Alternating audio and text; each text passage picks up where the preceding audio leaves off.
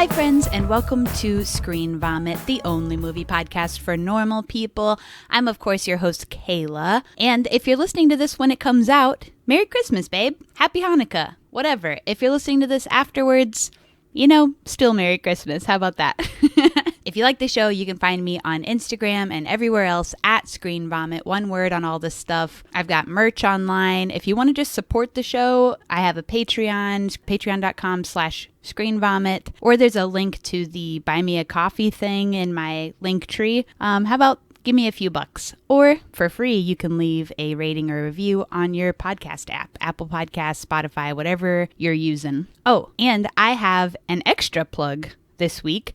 On January 14th, I will be playing a rock and roll gig in Lansing, Michigan at the Avenue as part of Secret Grief. We're also playing with the Fever Haze and the Falcon King, who are awesome bands. It's free. So if you are in Lansing, Michigan, check out my rock and roll gig on January 14th. I haven't played a show in a long time, so this will be interesting for me. Okay, so I have a guest with me today. It is a return guest, pal of the pod, Ariel Dyer. Y'all know Ariel. She's been on the podcast a few times, including last year for Dear Christmas on the main line, or she also has a Patreon episode of the podcast, Santa Girl. Ariel is a Christmas movie freak, so I had to have her back for the holidays. She's also a rocker, by the way, so you can find her tunes online at arieldyermusic.bandcamp.com and listen to her podcast, Not Your Final Girl horror movie podcast. I went to high school randomly with her podcast co-host, so anyway, we're basically blood related, and check out the ep. Bye. I'm here with return guest, resident Christmas expert, Ariel Dyer. What's up? Hey, what's up? Happy to be here. Hell yeah. All right. Yeah. How's it going? What's new? You still got a podcast going on. How's that going? Pretty good. I mean, we're taking like a little chill break after Halloween. Yeah. Because, cool. Horror podcast. So we go. Halloween's a big month for Yeah, y'all. we go hard in October. And then we're definitely going to do like a Christmas episode or like a holiday episode or something. A Christmas horror? Yeah. But we don't know what that is yet. And that's okay. We get to hang out and chill for a second. Hell yeah. All right, so we picked the 2022 movie Falling for Christmas. Brand new movie. I felt like we had to do this. It's a good one. It feels like it works with our previous choice. You're going for like a female lead that is recognizable in our culture, right? So in a nostalgic, complicated way. So yeah, absolutely. Our previous one, what was it called? Good God, who knows? Good question. Can never know. A Melissa Joan Hart feature, Dear Christmas, that had a Dear Christmas. Wow, how did that even come to me? I don't know, because even when we did it, I had to Google the name about 100 times because it's so plain that you can't remember it. A lot of these Christmas movies are like that, where like the name is so generic, you're like, I don't even know what it's called. This one, at least, like, the title has a little bit to do with the action of the story. It does. So, like, you can kind of remember it. Yeah, you would hope. You'd think. We'll see if we forget it in the course of talking about it. We probably will. Yeah. But, yeah, so I saw this come out, and I go, Ariel, we gotta get you on the pod for this. I'm definitely watching this movie. We gotta do this crap, so I'm glad that you obliged. Hell yeah. I was very excited. Our new annual tradition. I know. I'm like, now it's a thing. Like, it's kind of a thing now. We're fully committed. Second year. It's the same. It's happening. Yeah. And I don't know a ton of people who are really Christmas film aficionados in the way that you are. It's more of like an affliction than it is a fandom, right? It is. Yeah. It is a disease, but it's a brain disease. Well, because I'm sitting there and like at this point I've seen so many of these that I'm like, it's like a weird. It's almost as if you're like suddenly tripping, like the shrooms have hit, and like you're like, oh my God, they're all connected. Like this happened in this one. This one's really, and you're like, stop. It's like a Christmas metaverse. Yeah, it's too much. But I don't even have to be on shrooms to get that feeling now because I've seen so many of these. Yeah, really dark stuff. Christmas movies get you high. Hell yeah. Yeah. That rocks. Yeah. All right, so going through the cast and crew, this is this director, Janine Damien's directorial debut. So it's her first her first direction. Wow. She's been a longtime writer and producer of Hallmark movies, though. So okay, she's been in the game. She's been in the game, yeah. So she knows. She's been around the block. She knows a couple thing or two. But this is her first time directing. This is also co-written by Ron Oliver, who, as a horror fan, maybe you will know a little bit. He wrote Hello, Mary Lou, Prom Night 2. Oh, shit. Also wrote and directed a bunch of Are You Afraid of the Dark, Goosebumps, What? Alex Mack, Animorphs, one ep of Queer as Folk, which is my show. Okay, yeah. And now basically just does Christmas movies. So there is, like, the crossover between horror and Christmas rom-com really not that far away. Yeah. Not that far away. I bet this kind of shit is like easy money, though. Oh, God. For real. Yeah. Gotta be. I mean, you can tell because the production value of these always fucking suck, right? Like, they know what they're doing. Yeah. They're like, we don't need to put effort into the cinematography or anything like that, or the costuming. None of that shit. Or literally any aspect of it. Like, the plot is formulaic. Yeah. You don't have to be all that creative about it. The dialogue is never that intense. Yeah, although this... You know, there's not much to Netflix, it. I think, tries to add a little je ne sais quoi. Like, I swear to God that they added... They did, like, CGI breath in this. Did you notice that? They did. Okay. They did. I think there was some CGI snow. Oh, there was lots of CGI snow, which is very typical. Yeah. But the breath for me was like, above and beyond in a way that I was like, probably don't. You don't They really, like, went all out frosting the windows, too. I don't know if you noticed the windows. No. Every single pane was, like, frosted as fuck. Wow. It was kind of amazing. How quaint. How quaint. All right, so for cast, of course, we have Lindsay Lohan in this. That's the main selling point for the film. Yeah, she's getting back. We gotta watch it for Lindsay. She's back in the saddle. It's the Lohan-essence. Yes. People are talking. This is her first major role in a movie in almost a decade. It's a big deal. This is really, it's a big deal. It's her comeback. She had a small supporting role in another film in 2019, but other than that. Wow. And she's been in TV, but as far as, like, features go. I think this is her comeback. I think she should have had a single in this. Like, I think that weird song it is it her? Yeah, it's her. Wow, way to go, Lindsay. Was it Jingle Bell Rock? Is that what it is? Oh, is that the one that she's singing when she's singing it on the radio? Is she singing along to herself? Yeah. No, she is. And she actually did that whole song. It's on the soundtrack. It's her. Oh my God. Way to go, Lindsay. Good job. Yeah. Wow. So yeah, she did have a little song in this. Cord Overstreet is in this, who plays the hot boy love interest. Yes. He is famous for being in Glee, which I never watched. He's also a rocker, so he does music with a name like Cord. If you didn't become a rocker. Which when I first saw that name, which I don't remember the context. I think it was like on Twitter or something, like years before this movie, or at least a year before. I thought it was Chord. Like, I saw it. No. I don't know, because I mean, I am a musician. I know what chords are. But I think the context, and his last name's Overstreet, so like there was just something about it that I was like, Chord Overstreet. Like, it was just... And Chord's not as good. Like, you should have it should be Chord, like some sort of Nordic name, you know? Oh my God. I guess like his dad's a musician, so a lot of he has like a whole bunch of brothers and sisters, and all of their names are like melody, treble clef. Chord. Yeah, it's like, yeah. They're all like music related. Imagine like every time you have to call for somebody, you have to go, "Hey, Chord." Like, oh, what if you're like one of his kids and you don't like music? That sounds like a Christmas rom-com, right? Right there. Yeah. A music hater. There we go. Write it. I bet you could sell the script. I probably could. All right, and we've got George Young, who plays Tad in this movie, also horror relative from Malignant. Oh, right. Okay. I know, and I was like, I don't remember him in Malignant at all, but yeah, whatever. I saw that I don't movie. really remember anybody in Malignant. No. I remember, like, the general overture of, like, what happens in Malignant. I don't think I could pull a face out of it. No. I would not recognize a face who said they were in Malignant. No.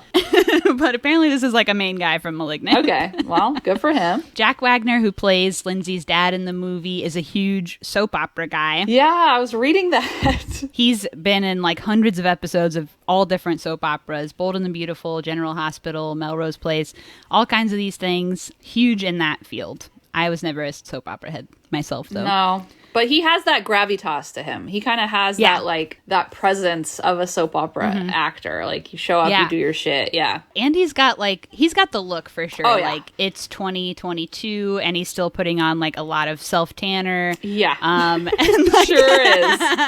He has had a lot of work done. He has a lot of plastic surgery. Yeah. And you know what? Go off, King. Whatever, you know? You do you. Yeah. We're just saying that it's a look of a moment, and he has He it. for sure does, yes. And I think he carries it. I think he does it well. Yeah, for sure. You know, that's his thing. Yeah. And probably ladies his age are into that. I think he's a handsome guy. I think he's like, you know? Yeah. Yeah. And then last credit I'm going to name is Lindsay Lohan's sister, Aliana Lohan, plays the stylist in this movie. What? And she also did 2 songs for the soundtrack. It's a family affair. Wow. Yeah. I guess she's had little bit parts in a lot of Lindsay's movies, though. Okay. That's fun. She's always has like one line in the background or something. You know, she's kind of around. Okay. Yeah. What would that be like? I don't know. Just hanging out. I mean, I guess if you have a good relationship with your sister, like just getting a little paycheck. You have to have chilling. a strong relationship because there could be like a jealousy. It could be weird, yeah. Why does my sister always get to be the star Yeah. and not me? But it also could be like, I'm not that interested, but I think it's fun. I hope that, I hope That it's could be a that, thing. yeah. I hope that's the vibe, yeah. That makes sense that it was her sister because honestly, like the stylist having like lines at all is kind of weird. So like, Yeah. and she has met like multiple, like enough that I'm like, Yeah. it's, She's in a couple scenes. yeah, okay. That makes sense. Yeah. So that's her sis. Cool. All right, critic scores on this thing all over the board. We got 58% on Rotten Tomatoes. That's not amazing, pretty but kind of high, mid. honestly. Kind of higher than you'd think. Yeah. Metacritic 39. Ooh. Okay, now we're getting more what I'd probably expect. Yeah. Google users 74. Hell yeah. Google you. Okay. So we're kind of all over the board here on this one. Yeah. People are fighting. Yeah. So who knows what's going on with this? We're going to figure it out We'll get to the bottom. in the pod. Yeah. All right. So I have a little plot summary here. Would you like to read it? Yes. In the days leading up to Christmas, a young and newly engaged heiress experiences a skiing accident. After being diagnosed with amnesia, she finds herself in the care of the handsome lodge owner and his daughter. Wow. Now that's read by a professional. The story time voice coming out. Someone you can tell reads a lot. Yeah.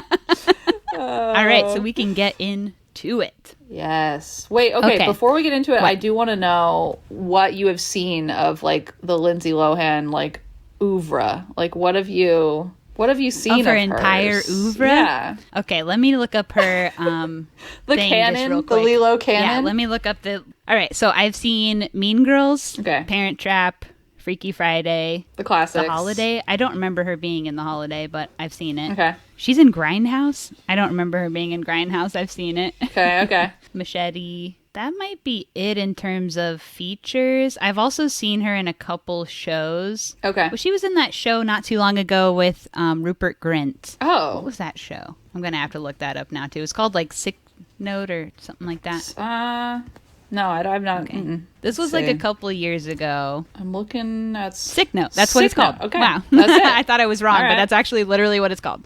Okay. So I saw Sick Note. That was, like... To me, that was a little bit of a comeback for her. Okay. Yeah, she really hadn't done anything before that for a long time. She plays a totally different kind of person. She has like short black hair. It's totally different very than like the different. Lindsay we know. Yeah, you know. yeah. I liked that show though. Okay. But I think it got canceled pretty early, so that's a bummer. Yeah. Yeah. So I saw that, and then all the other movies I said. Yeah. So I've seen like the hits The basically, hits. not much of the deep cuts, but I've seen a lot of her older hits, I guess. Because I haven't seen like Herbie Fully Loaded or Get a Clue. I think those are kind of big ones. I haven't seen That I Herbie Fully haven't Loaded. seen. I feel like Yeah. I need to because it's the same person who did Debs, right? I think it's the same director. Oh, is it? I think don't it know. is. So I'm curious about that one. I've seen Get a Clue. And I think, did she do like Disney stuff when she was a kid? like show wise, I mean, Get a Clue isn't that a Disney original? It might be. I think that's a. I also, yeah. once we get to like her being a child, I think I mix her up with Amanda Bynes a little bit too. Oh, I can see that. Yeah. Because they kind of do like the same kind of silly, goofy Yes. stuff. Well, and then So- there was Just My Luck, which was like early Chris Pine, starring opposite her. Never saw that. Okay, it's not good, but it's fun. Yeah, she looks like she did a little bit of Disney stuff as a youngster. She did. Yeah, I feel like that's how she maybe got her start, but I could be wrong. I don't know. I think Parent Trap was like her kickoff. That was her big one. I mean, that wasn't like the first thing she did, but I think that's when she like blasted up. That's a good get. Like, that's a good role for a kid to get, you know? Yeah, 1998, Parent Trap. Man. And she was great in that. I remember, when I was a kid, I was really obsessed with the original Parent Trap. Okay. because I went to a daycare for a while that's the only movie they would play, and they would play it over and over and over all day long. Wow, they're trying to indoctrinate you. The original Parent Trap, that is it. Okay. So when the remake came out, even though I was like a little kid at that time, 1998, or I was like 10, I just remember being like comparing it to the original. Were you snobby about it? You were like, this is not the same. I was a little snobby about it, but I think I liked it though, because I did like the original Parent Trap too. Yeah, I remember that, and I loved it. I remember all the kids that I knew, everyone tried to do the handshake. Like, that was a thing. Everyone was trying to do the handshake. They're all trying the peanut butter with the Oreos or whatever it was. Just blew everyone's mind. Like, I think she is like a couple of years older than me, like just a little bit, but I still feel like canonically she's a little younger than me. Like, the films that she was making are like people that were a little younger than me were watching them, mostly. You know? Yeah, well, because I wasn't like obsessed with her. She's like 36, I want to say, right? She was born in 86, so what's the math on that? Yeah, 36, I think, yeah. But I just feel like, it was like people a little younger than me that were like full obsessed with her, and I was just kind of like, well, I guess I'll watch this, sort of thing. Yeah, like, it's on. Yeah. Mm-hmm. Yeah, and she's fine. Like, no shade to her. She's good, yeah. you know? Yeah, totally. But I think I missed her time a little bit. Okay, yeah. Okay, and how do you feel? What's your relationship? My relationship because you with are Lindsay? A little younger than me. I know, yeah. Parent Trap was big. Like, I remember that and being really into it. So, like, that was definitely big for me. And then Freaky Friday was also big for me. Like, I loved Freaky Friday. Yeah. I recently rewatched it, which was so weird because it was just, like, weird hadn't seen it, you know, in years. And I probably haven't seen it since, like, close to the time that it came out. Yeah, me too. That was kind of it for 2003. Yeah. Yeah, really interesting to watch now. For some reasons. Like some interesting cringy racism that, you know, as a young me did not catch, right? But or was less bothered by, I guess is what I'll say. Yeah. But we were less informed on. Yeah. But now you're like, oh, holy shit. Like, this is but it was I've seen a lot of that lately. Yeah. But it was weird to look at, like, mostly Jamie Lee Curtis, because that was my introduction to Jamie Lee Curtis. I had never seen really? And now, like, she's iconic, right? Like Halloween, like from the horror side of things. But I didn't know any of that shit when I watched Freaky Friday. I was just like, okay, an older lady that seems cool, you know? I had known Jamie Lee Curtis. I'm pretty sure she's in one of the My Girl movies. Okay. Yeah, My Girl 2, which was my favorite movie as a little kid. My Girl 2. Okay. Obsessed with that movie. So I had known her from that and probably other stuff, but I specifically remember that. Yeah. That I knew her from. Yeah. Yeah, so that was a big one. Loved. I think she was in the Trulia commercials at that time, too. Oh, shit. She totally was. About having regular movements. No, she absolutely was. Yes, I remember that. Wow. We're finding out I've always been kind of obsessed with shitting, poop comedy, people talking about shitting, normalizing shitting. Okay, yeah. I'm kind of realizing this is huge for me throughout my life. This is like a through line. And you know what? I got to hang out with my family recently, who I almost never see. I see, like, for a couple hours every 5 years when somebody dies, I get to see my family. So, like, I don't ever really hang out with them because I grew up in different states. Yeah. So we're just, like, we're all far apart. But I recently hung out with some of my family for several days in a row, which is, like, the first time I've done that since I was a child. Okay. And, man, they really talk about shitting all the time. Well, that's where it comes from. And they got a deep talk about it, you know, like my uncle came out of the bathroom and he was like panting and I was like, are you okay? And he goes, man, I just did all kinds of work for 2 little peanut M&Ms. Wow. I remember the first time I had a friend who like came out of the bathroom. She's like, man, I just pooped. I feel so much better. And I was like, yeah, she was just very frank about it. And I'm like, yeah, wow, this is so refreshing. It's so refreshing. I love it. My mom always had IBS. Yeah. It runs in my family. I'm also an IBS king. Okay. But so it was just always like a conversation. My mom was always shitting her pants. She was always shitting her pants or like having an emergency that we had to get to a bathroom. Oh, God. And like taking fiber pills and stuff. And so it's just kind of like always been really big in my family. And I think other people just aren't really like that. But I wish they were. I love shitting. Yeah, for sure. Yesterday, somebody, I guess I can name him, Alex Phillips, who makes movies that I enjoy. And I've been finding some of his deep cuts that kind of aren't online, but I have my ways, you know? And he was like, I have another secret short film that's toilet based. It's a toilet short film. I feel like you would like this. My brand's getting strong enough that people are going, this movie's about shit. Let me send it to Kayla. Wow, you're doing a good job. So I was like, my brand is strong. And you know what? I did love it, and I continue to like shit movies. I'm going to recommend some at the end of the pod, perfect. too. Can't wait. Anyway, why did we start talking about the Trulia commercials? Right, or Activia or whatever it was. Whatever yogurt she was peddling to help with that shit. Yeah. So... I remember her in anyway, those. she was famous for that. Yeah. Yeah. I do remember those. So I don't know if she still does them or what. Well, I guess we don't really see commercials that much anymore. No, I know. I'm like, we don't really well, I mean, unless they're like on Tubi or Hulu or something, you know, like. Yeah, but even then, most of the time, you get one commercial that just plays every round Forever. of commercials. Yeah. And it's usually like, I feel like it's usually like car insurance. It's like... It's definitely not Jamie Lee Curtis talking about yogurt and helping her shit. So, yeah. Gone are the days. Yeah, basically. And most of the time, I just mute the TV until the commercial's back. So, like, I'm not even still watching it, really. No. We have phones now. Back in the day, we didn't have a phone, you know? Right. Okay, so you liked Freaky Friday. I did, yeah. That's right. All right, so you were big on Freaky Friday and Parent Trap, and that's your Lindsay experience? That's mostly my Lindsay, except I definitely like was a big Disney Channel original movie kid, because it was like one of the only things I was allowed to watch.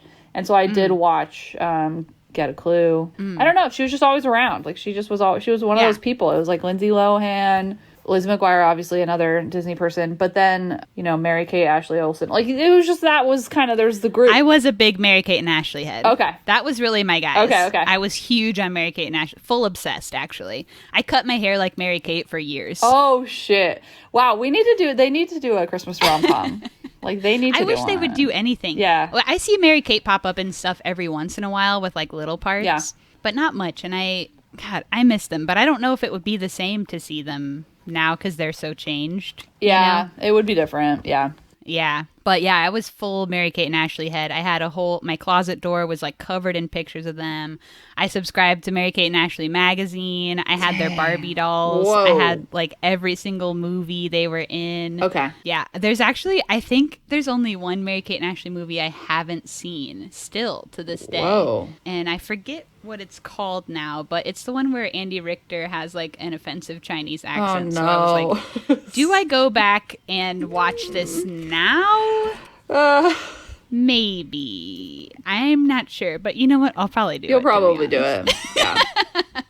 Oh, was that New York Minute, maybe? Okay. Yeah, I think that's it. Okay. Well, I was not full obsessed with like Lindsay or any of these people, but they were just people that were, here they are, they're doing a movie, you know? So I was like, yeah, we'd go to the theaters or we'd watch it on Disney. So that was kind of it. It was just chilling. But I am so happy to see her back doing her thing. Me too. And looking healthy. She looks great in this movie. She looks really good. She looks like the Lindsay we remember, who I feel like we haven't seen in a long time. She looks great, and her voice has gotten even hotter. I'm just going to say. She already had a hot voice. It's better now. It's sexy. It's like a fine wine. It's gotten better with age. So it is sexy. Man, every girl wants that like husky voice. And God, it's hot. It is. Yeah, and we've got classic long red hair Lindsay in this movie, which is like the Lindsay we all know and love, remember? Yep. And she just looks like healthy. She looks like old Lindsay. For a minute, I mean, she was looking kind of like messed up on drugs or like just kind of sloppy and plastic surgery, and she her had hair was all crazy. And that's what I remember that too. Like, and we don't blame her for that. No, I remember that tabloid run of just relentless fucking cruelty towards Lindsay. Absolutely. I mean, they love to find someone to latch onto because it was Brittany, it was Lindsay. Like, there's always someone they got to be kicking while they're down, and so I'm making it worse. Really glad that she's looking like it's a big fuck you to that whole time in her life. I think she's doing good. Yeah. She's absolutely making a full comeback, Lohana-sans, and we're here for it. Hell yeah. Yep. And yeah, she looks great. She, couldn't be better. Yeah. So stoked for her. And I think this was kind of a perfect vehicle for her. Yeah. Definitely. Yeah. All right, so let's start getting into this. Whoops. We got to talk about the film. Tee. Okay, so we are set in Utah. In the suburbs of Salt Lake City, mostly around the Park City area, which is famously where Sundance takes place. So whatever we're seeing here, that's what people see when they go to Sundance. Isn't that cool? Hell yeah. I would love to go to Sundance. I've been to Utah and it's pretty, but I've never been to Sundance. I've never been to Utah at all. Oh. I would love to go to Sundance. It's unfortunately so expensive. Yeah, that's the problem with Film Fest. They're usually kind of a whole thing. I've been loving the virtual Film Fest because it's affordable and accessible. I hope they keep it because that's like the only way I've been able to do them. Yeah. Same. And then we can take part in film fests all over the world. Yep. God, virtual film fest rock. Maybe one day I'll be friends enough with a filmmaker who will take me along or something. Yeah, that's the way to go. I don't imagine I'll ever afford it on my own. No. Anyway, this is set there, mostly in Park City in Midway, Utah. So Lindsay's character, she's basically like a Paris Hilton. Yeah. Which I think is funny, because aren't they friends in real life? Or at least probably. at one time were. Yeah. I mean, they're contemporaries, right? They were big at the same time or around. I feel like they were homies for a moment. I don't know if they still continue their relationship, but I think it's funny that she basically is Paris Hilton. Absolutely. Yes. Mm-hmm. Her dad owns like a high-end ski resort / hotel chain kind of business, and she's dating an influencer. Love him. What's his name? Tad, yeah. A lot of movies are doing the influencer stuff now in the movies. I don't always know how I feel about it because I think it's kind of corny ultimately. It's hugely corny. I think this actor put a lot of weird charm into this role. Like, I weirdly love this character, and I'm like, on paper, there's absolutely no reason why I should. But he does bring a charm to it, and he's kind of an obvious heel in the movie. Mm-hmm. Like, he is kind of addicted to his phone and to getting likes and whatever. He's pretty cold and rude to actually Lindsay, but he's so like stupid. He's so vapid. He's just, there's nothing going on there. Yeah. And I think because he's not, like, I get, like he's a hot guy or what, like traditionally hot guy, but he's not being a hot boy in this. No. He is leaning into the silliness. Yes. And like, and he's got his hair. He's like oozing pansexual energy too. Like, this man. Oh yeah. We'll get into that. The queerness of him is so fascinating to me. Which we're obsessed with. But also like his look, his hair, I couldn't get past. It's like basically plastered down with so much gel. He looks like Woody from Toy Story. Like, it's literally plastic. It is. Wow, it does literally look like a toy. He literally looks like a toy. Wow, that was so like true. Such an insane choice. It has the shine on it. Like, it does, the shine, and like I bet if you knocked on it, like it would make a sound. Yes. Mm-hmm. So I think his hair's amazing. Yeah. He's also like literally in age older than both her and the other love interest. Okay. Almost 10 years older than Cord. Oh, wow. Okay. Jeez. So he had to do some stuff that was silly to kind of make him still fit in. Yeah. And I think that the choices that were made were good ones. I think so. For me, he's far more charming than our actual male lead. You think so? I prefer the Ken doll hair to the weird Carrie we'll talk Ellis about the hair of the other guy. Yeah, we will. We'll get there. We're actually almost there. Okay, so her dad owns all these high-end hotels. His name is Beauregard Belmont. Love it. Which I just thought was a great character name, I think so, too. Beauregard. One time they're at dinner, and he calls her dad Mr. Belmont, and she goes, "Oh, I think you can call him Beauregard by now." Not even Beau, but Beau. I'll stick to Belmont, thank you. It's shorter, actually. Literally. It's actually easier on the mouth. Yeah. So I just thought that was funny. Okay, so the actual love interest. Little cutie who owns another little mom and pop ski lodge down the road. A poor struggling business of a ski working lodge. Class. Yeah. Unbelievable. Working class man. He has a meeting with Lindsay's dad to try and get money from him. So that's our introduction to him in the film. And it's pretty obvious from the moment he steps on screen that is going to be like her good boy, down to earth, good hearted guy she like falls in love with formulaically. Yeah. And he looks like the dad. Like, that feels like intentional casting to me. Like, he looks... Yeah. He has the similar haircut. Yeah. Both blondie We're getting bears. a little bit of Freudian something going on. There's something happening. Yes, absolutely. Yes. Yeah, when he comes in, I think he's wearing a hat. So we don't actually get a hair reveal for a moment. But then at some point, the hat comes off and we get the hair reveal, which is a bleach blonde chili bowl. Awful. Which I'm actually obsessed with. I'm actually really into it. I didn't like the flop. There was too much flop. So for me, it's like they could have shared hair gel. Like, we could have taken away a little, given some to our floppy boy. I'm kind of into it. He had the chili bowl, but also it's like every time he leans over, like the hair is kind of falling into the eyes a little bit. Like I said, it was giving me like Carrie Elwes, Princess Bride. You know, like I was really feeling that moment for him. Okay, all right. I think Carrie Ellis pulls it off a little better for my taste then. He probably does. But also that was like, that hair is such a moment in time. Like that hair is so 90s. Yes, yes. And 90s are making a huge comeback. Oh, so, yeah. like, I guess it's kind of like back around again. Yeah. When I was a kid, it's nothing hotter than a chili bowl. Chili bowl would get my dick rock hard. Remember Anakin Skywalker, little Anakin? Iconic. Had a huge crush on him. Loved that weird bowl cut. Yes. I'm all like JTT. I'm like Devin Sawa young. Everybody with the chili bowls. Oh my God. Like soaking wet. And they're making a comeback. I don't know how I always feel about it, but I kind of liked it on this guy. I like it when a guy has a little hair going on, you know? A hair moment. I think I need it like time, shorter or longer. Like I think I need it's like an in-between period for me. You're not into the mid hair. I don't think I'm into the mid hair. Yeah, no. And chili bowls are mid for you. Yeah, at least on this guy. Yeah. I think for the longest time it felt like every guy, and some are still like this, but like every guy was just buzzing, like solid buzz. They're not trying to mess with like doing a hair. Yeah. And I just think if somebody puts a little effort into having a little hair going on, I appreciate that. Okay, well that's true. That's true. You know? So we do have a bleach blonde chili bowl moment, and I don't know, I was kind of feeling it. Okay. And actually, in my notes for the rest of the movie, I just call him Chili Bowl. Amazing. Okay. Honestly, I don't even remember his name, so Chili Bowl suffices. Sounds no great. idea. Oh, you know what? I think it's Jake, because I read a thing about how Lindsay Lohan has been in like 8 movies where her love interest name is Jake.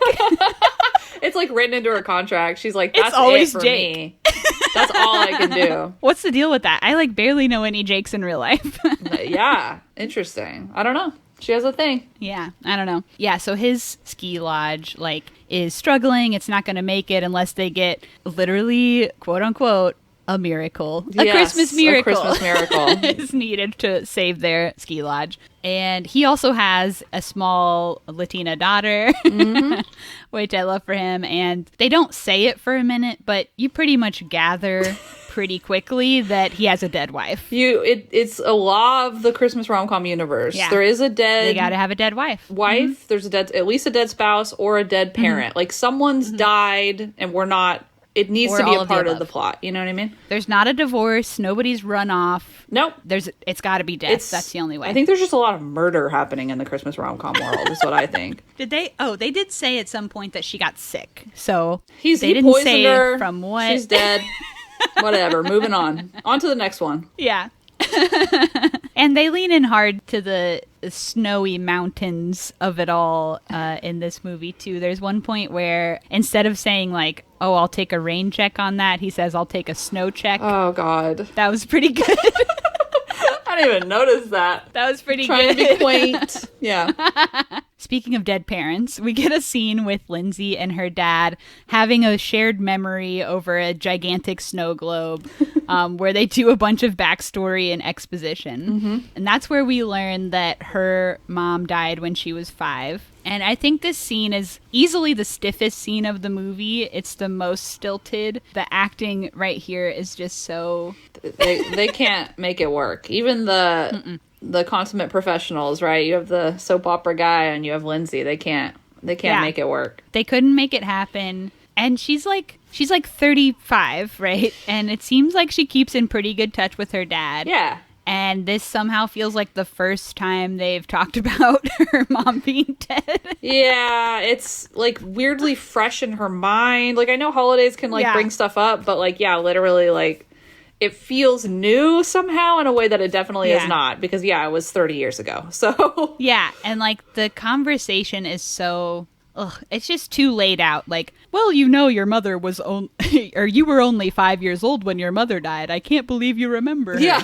Oh, why, yes, I do remember my mother. I remember the way she smelled, you know, like, it's just so, like, stiff. Like, people don't talk like this. No. It's weird, but she has this attachment of her mother's memory to this gigantic snow globe. Yeah. Easily $100 snow globe. Which is nothing to this man. If not more. Yeah, nothing to this man, because he they don't say how much money he has, but it's kind of unwritten that he's a billionaire. Like, he has an endless supply of money. Yeah. Well, and she hasn't, like, presumably has not really had to work, like, doesn't really need to do much, except that he's giving her this job. She's a trust fund baby for sure. Yeah. Mm-hmm. And now she gets to be, vice president of atmosphere or some shit? Like, I don't remember what okay. So, I think that's literally what it is. Like, the whole thing is he's offering her a job for his hotel chain as vice president of atmosphere. Who's the president of atmosphere? That's a great question. Because I'd be fucking pissed. I'd be like, Dad, you're not gonna give me the fucking president spot? Literally, the but assistant manager? It is like a made up job just so that he can give her a job and pay her. I don't know why. Like, why do you need to like be paying? You're already giving her all your money. I don't know. Yeah. I don't know. Who's to say what's going on there? But she doesn't really want the job. So that's like an undercurrent of a little bit of... I mean, who would if you could get all that money for free? You know, I wouldn't either. Yeah, but she also doesn't want like a fake... No, job. Yeah. I don't know. Just pay me. If you're just going to give me a fake job just to have the title, that's kind of it. Say I do something, like, just pay me. Yeah. Mm-hmm. Who cares? and we establish in this scene with the memories of her mom that he made a promise to her mother so many years ago that he would take care of her. Which is a hilarious thing. I you literally have to hope promise. you will. Yeah, you're her dad. Like, what? That's what I said when I watched it. I was like, you do not have to.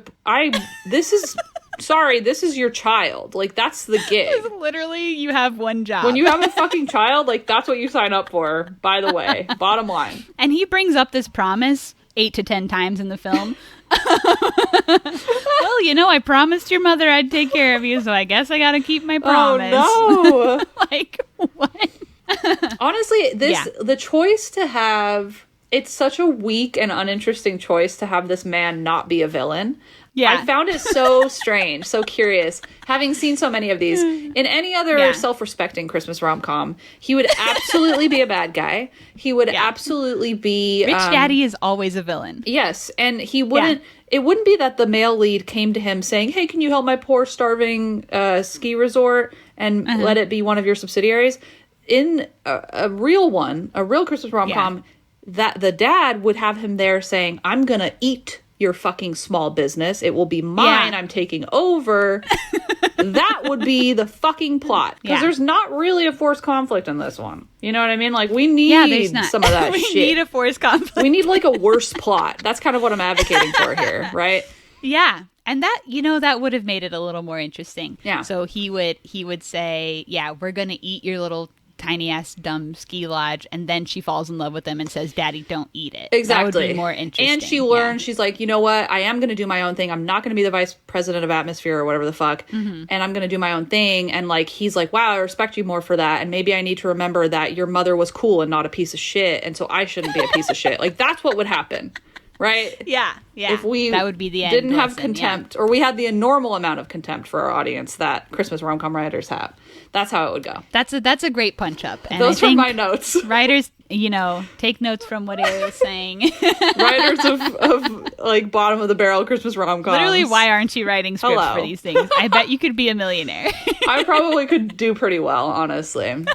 Yeah. It would be easy for you. It would be.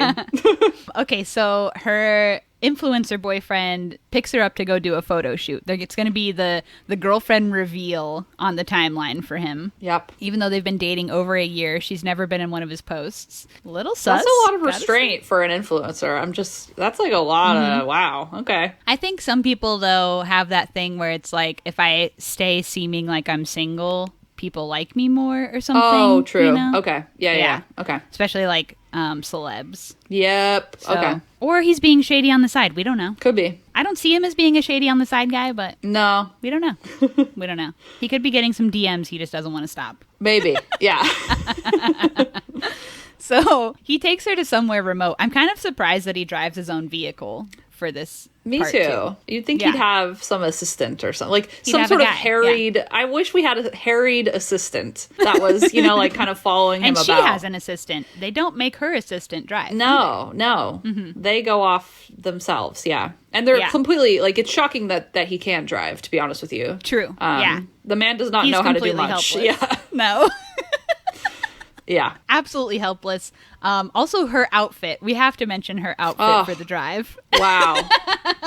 Yeah. This outfit was the moment for me. I loved this outfit. It's an iconic choice. Absolutely iconic. Head to toe fuchsia. So good. Bright fuchsia, which is like not a color that has been in at any point in time, but especially not Head now. to toe. Certainly not head to toe.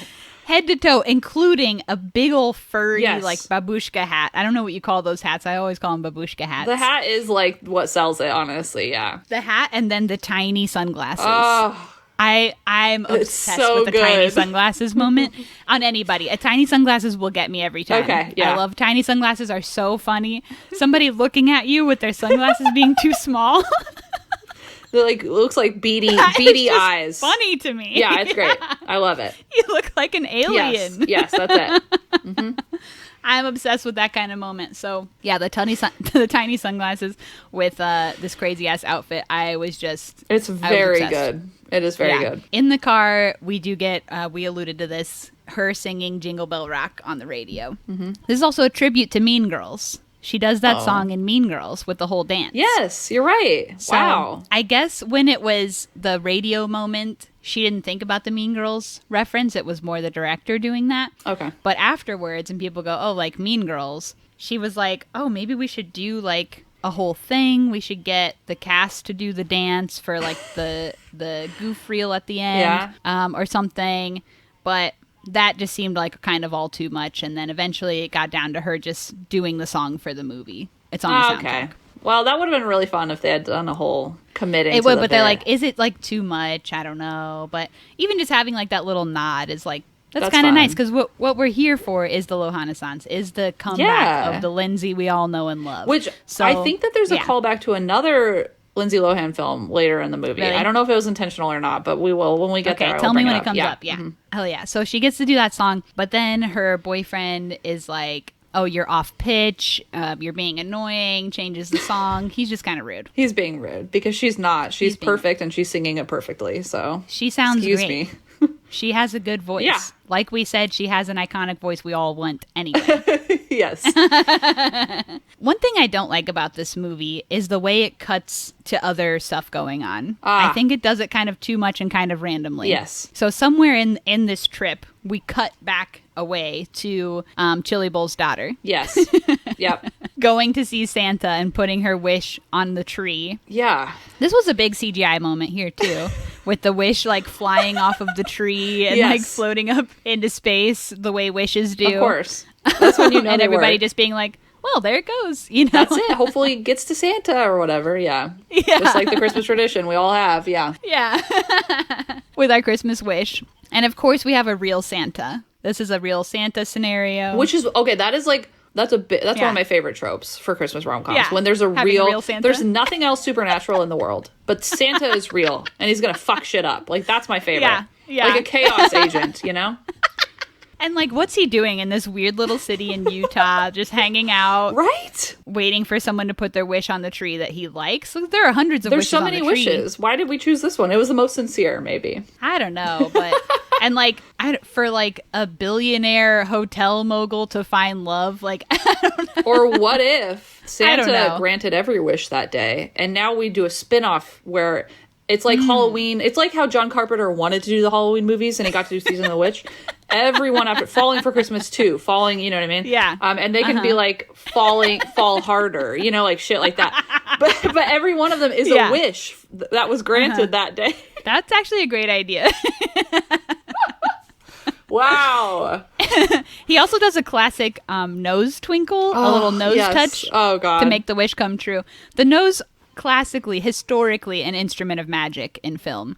Like, something is going on with the nose. Yeah, that is kind of I true. don't know. Huh. Magic is in there. Even like Bewitched or whatever, when she does her little crinkle. Yeah. I can't do a crinkle. Just tried and it was really bad, but you know. I loved watching you try the crinkle. That was a big thing in the Bewitched movie, in the Bewitched feature film. Yes. Which came out in like 2012 with, or like, something. Nicole Kidman. No, it had to be earlier than that. Like 2005. Yeah, something like that. And she has a great nose. Nicole Kidman has a wonderful nose, so. But there's a whole like audition process in that movie of people trying to do the trinkle. They the are. Nose trinkle. Yeah. You got to get it right. Nobody can do it. It's hard. Somehow Nicole Kidman, who's had so many nose surgeries and Botox, you can't even believe it, is the only one able to move her nose the correct way to be. That was probably one of the surgeries. She's like, hey, I'd like to crinkle I need a surgery to make... I need to do a little crinkle, and I want it to look cute. Or maybe they have like a string puppet thing going on where there are people... They're yanking on the nose either side, like they got floss attached to Yes. Or like invisible sticks. They're like invisible Nose sticks and they poke them like this. Yeah. Or maybe that's CGI. Maybe that whole thing was CGI. Well, maybe so. Well, anyways, there's actually no way to find that out. no one will tell us. It's a Hollywood secret buried. Hollywood it's in the secret. vault. It's movie magic, and we don't need to know anymore. Yeah. But the nose, always an instrument of magic, and that is not limited to Santa Claus. It's everywhere. His nose also magical. Yeah. Mm-hmm. So her wish gets granted. Okay, cut back to we're in the car again. It's weird. It's weird. Yeah. Yeah. They kind of interrupt momentum, I think, a lot of times with the way that they cut away to kind of random things going on in town. Well, and they literally could have done that cut later when they're trying to do their photo op and she's standing at the edge of the snow, which leads, of course, to the title of the film. Because then it makes sense. It's like, oh, Santa decides to almost kill two people to make this wish come true. To throw her off a cliff. Yeah, very dark. Very dark. Agent of Chaos. Yeah. Yeah, so they do go to this remote cliff that her influencer boyfriend saw on a geotag from another influencer, is the whole thing. Yeah. And he proposes to her with a ring that's gigantic. Not only like the band is gigantic, but also the stone. The stone is gigantic. It looks like one of those rings you get out of like a 50-cent machine, though, to be honest. And it's kind of like a pea-colored gem. Yeah. Like it's like a big jewel. It's not like a diamond or something. It's not good. Yeah. Yeah. No. No effort it looks was cheap made. As hell. Yeah. I bet they did get it out of a 50-cent Probably. machine, and they go, this'll do for the movie. Yeah. When they get there, though, there is also like a funny moment of them trying to get the snowmobile off of the truck. We never see exactly how they figure it out, but I think it was funny that they didn't know how. Yes. And the way that they approached that. It was funny. It was. Well, because Lindsay Lohan says something like, she says something like, do I look like I know how to do this? Like, it's just like the self-awareness of while like, she's standing in her fuchsia how outfit. useless she is. Yes. Yeah. It's kind of refreshing. Yeah, I liked it. There's a lot of comedy early in this film. Yes. Mm-hmm. I was doing real laughs. Yeah, it's humor that works. It wasn't me like laughing at. Like, it was funny. I'm laughing with. Yeah, it's funny. Yeah. And one of the funniest moments coming up when she slides backwards off the cliff and he slides into a sinkhole. Yeah, pretty good. I was dying laughing. That is funny. Yeah, I liked it. It was great. And this is like some of that like physical slapstick comedy we know and love Lindsay for. Yes. She's actually goated at slapstick. And she's bringing it back. She is. And I love to see that. This is what the fans want to see. Yes. Killing it. This gorgeous woman like just being absolutely stupid and clumsy. Tumbling off of a cliffside. Yeah. I guess she got to do a little bit of her own stunts for this too. Only a tiny amount. Okay. But one of those quote unquote stunts was her sliding backwards towards the cliff. She didn't get to do the falling off the cliff. Okay. But she got to do a little slide. Okay. A little slide. Yeah. Apparently it's so expensive to get her to do anything other than just like say her lines and do face acting that actually most of the movie she has a body double. Oh my god. Holy shit. Basically anytime where you're not seeing her face, she has a body double. Oh my god. Damn. And that includes like later when she's making food. That includes like when she does a kiss at the end. These are all body doubles. This is wild. Okay. Yeah. Wow. And I read an interview with her stunt. She had 2 doubles. One was a stunt double and one's just a body double. And the stunt double was saying like even when she did that tiny bit of a slide backwards towards the cliff and didn't really do much else there was like 8 people standing behind her just like ready to catch her, worried that she's gonna break something. No. You know, like there was a huge safety team there to catch her. She has to be protected At all costs. And you know what? I agree with that. Yeah. Her tumble down this mountain too is such a long tumble. It's they fully commit to the falling. They fully commit, and I'm obsessed. I loved the tumble. The tumble was incredible. That was so funny. I mean, making it long like that makes it funnier, right? Like that's kind of absolutely. it. Yeah. She's sliding down an entire mountain on her stomach. That just rocks. Yeah, which is, by the way, like PSA, when you're hiking, like don't take those cliff shots because people die all the time that way. I'm just gonna say. You won't catch my ass on a cliff. There's no way I would get on a cliff. Are you kidding me? You're not even getting near a cliff. Like, you're not Lindsay Lohan starring in a comedy. So, like, it will not end well for you, you know? No. You won't catch my ass on a cliff. Yeah, I think someone in Colorado, like, just was doing that. Like, I think they were... Really? Taking a picture on a cliff. I want to say that just recently happened. And then they fell, severely injured themselves. Like, eventually... Because they were smart, that was not a smart moment for them, but they were smart in other ways. They were able to survive, and they eventually made it to train tracks, I think, and, like, waved down a train that happened to have, like, I want to say it was, like, the conductor and they're, like, it was, like, a husband and wife duo, and one of them was, like, the conductor, and the other was, like, an EMT, and I'm like, that's so hot. Like, look at them living in Goals. I want to see their adventures, yeah. Yeah. Anyways, but yeah, you're not Lindsay Lohan, so just don't do it. Don't take that shot. It's not worth it. Yeah, too scary. Yeah. So she does end up at the bottom of the mountain, hits her head on a tree, and gets a concussion. Whatever, passes out at this moment. Yeah. And Chili Bowl rides by on a sleigh at just this exact time. Yes. Luckily, she's wearing fuchsia, right? That's the thing. Yeah. This fuchsia saved her ass, probably. It did save her ass, yeah, because she was sticking out pretty well. Yeah. So she goes to the hospital, cut to, she's awake sometime later. The doctors say that she has a minor concussion, but also she has full amnesia, does not know who she is, and the ER cut her out of her clothes. Which is never explained. She just presumably had a head injury. There was no blood or anything. I'm like, what? Not even blood. Minor concussion. Yeah. You get that from just falling down and hitting your head a little bit. But she fell, They cut her clothes off. They cut her clothes off. So... Seems a little... No blood anywhere. A little pervy to me, but what do I know? A little pervy, yeah. And they ruined that gorgeous fuchsia outfit. I know. Which is devastating. It is. And, yeah, minor concussion, full amnesia. Seems like those things don't really go together. No. So you got to do a little suspension of disbelief in this moment. Mm-hmm. Yeah. I was reading even with like severe concussions that include amnesia, the amnesia doesn't usually last more than a day. Okay. So a lot of suspension of disbelief. Yeah. Because it's several doctors days. will hate this movie. Yeah. Yes. And also, so she gets picked up, but kind of like screw her influencer boyfriend, who is like lost in the wild now. We don't know. Yeah. We don't know, which is also kind of funny. He's just gone. He's out of the picture now. Yeah. He's just gone. Yeah. He's out of the picture, which is what we wanted. Yeah. So this Chili Bowl guy is at the hospital with her.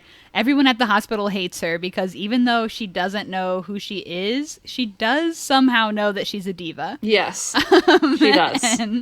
And kind of a spoiled girly. And so everyone at the hospital hates her, and they're kind of like, please get her out of our lives. We do not want her here. She's rude. So he's like, I'll take her back to my place. And they're like, yeah, sounds good. Yeah, please let her leave. Yeah. Doesn't seem like how any of that would go, but you know what? Whatever. Well, even Lindsay herself is like, wait, excuse me, that seems weird. And they're like, well, he's a respected business owner. He has a lodge, so he's fine. Yeah. And somehow I don't know. I guess he is more community involved, but it's like, okay, so you know this guy like has a lodge, but you don't know her dad who owns like the $1 million lodge. Yeah, it seems weird. Yeah. Yeah. Anyway, so he does take her back to his lodge. This is a real lodge, by the way, that this is filmed at. Okay. The Steen Erickson Lodge. And apparently in the movie, it is like we said, like a falling down, crumpled lodge that like is going out of business. But in real life, I guess it's one of the top ski resorts. Yeah. It's like a 5-star ski hotel, was rated the best ski hotel in the U.S. by the World Ski Awards last year. Wow. Also took home all kinds of top honors in the past 6 years. So it's like they want you to know, even though in the movie it's kind of a crinkling down ski lodge, in real life it is doing so well. I mean, that makes sense because it looks beautiful. I mean, there's like scenes where it's in the office or something of the lodge, and there's that like stained glass of like the moose and shit. I'm like, where? So it makes sense that it's a real place, because like this place is way too beautiful to be like a random set or whatever. Yeah. I think also sometimes it actually contradicted the movie, like because it was so beautiful and everything was decorated so ornately and over the top. I feel like that kind of contradicted the story of the movie, which is that they have $0. It's also going to be it's a real hard sell for you to tell me that you're like not just a business owner, like it's not like you own like a grocery store or something, like you own a fucking ski lodge, and for you to come at me and say that you're like struggling, I'm gonna have a real hard time processing that and having any sympathy for you. Miss me with that. Oh, you own a ski lodge? All right. Wow, hard life. Don't be coming at me saying you own a ski lodge. I don't want to hear it.